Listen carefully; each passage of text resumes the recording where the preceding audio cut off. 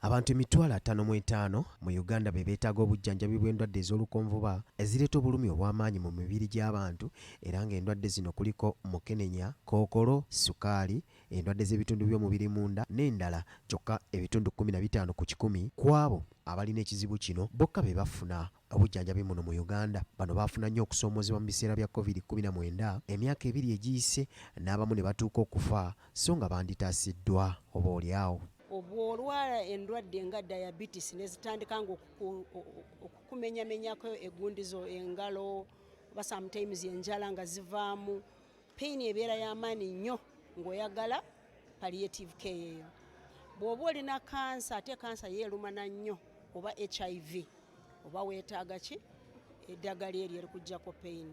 Kati mu kaweefube w'okulaba nga ekizibu kino kinogerwa eddagala, amawanga ku ssemazinga Africa gatudde wano mu Kampala okubaganya ebirowoozo ku ngeri abantu bano gye bayinza okuyambibwamu okufuna eddagala n'ebyuma gamba nga kati ebikazi ebiwundu ebyabo abalina kookolo bye beetaaga kubabeerezaawo obulamu.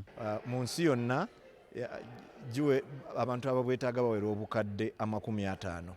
N'olwekyo ensi zonna zeetaaga okukwatira awamu zirabe nti zituusa obujjanjabi buno okuli okufuna eddagala, okufuna abasawo abatendekeddwa obulungi mu bujjanjabi buno n'okulaba nti tufuna ebyuma ebyetaagisa kati ng'abalwadde ba kookolo baba beetaaga ebyuma ebikalirira kansa nabyo bira biyambako mu kutuusa obujjanjabi buno obwa palliative care eri abantu. Dr. Emmanuel Luyirika akulira ekibiina ekitaba abagaba obujjanjabi buno ekya African Palliative Care Association agamba nti Uganda erina abajjanjabi bano bangi naye weetaaga okubaawo enkola okubassa mu malwaliro ku mitendera gyonna wakati mu kwongera ku muwendo gw'abasawo abagaba obujjanjabi kika kino. Abasawo bano weebali abatonotono mu Uganda naye twetaaga okuteeka abasingako awo mu malwaliro aga emitendera gyonna n'okulaba nti obujjanjabi obwo tubutuusa ku muntu owa wansi. Ekyokubiri twali tulaba nti amawanga gasobola okukwatagana mu okuwanagana abasawo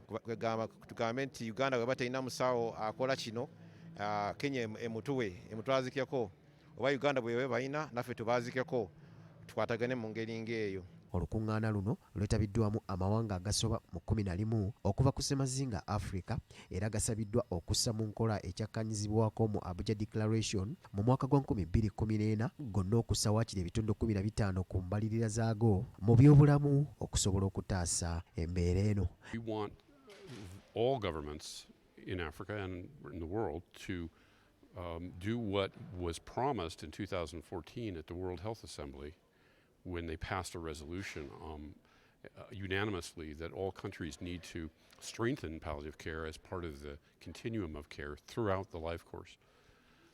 That included the things we've been speaking of here, education, medicine availability, but policy is really an important thing that only governments can do.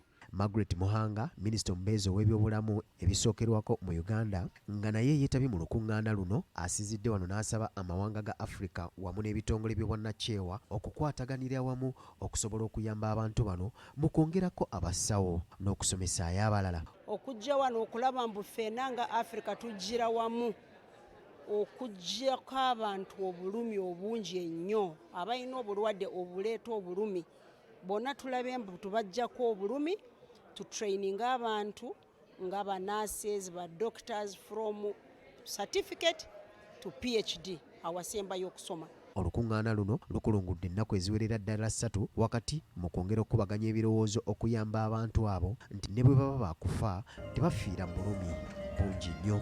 Mark Jackson Kasule, BBSKATI Gambuuze.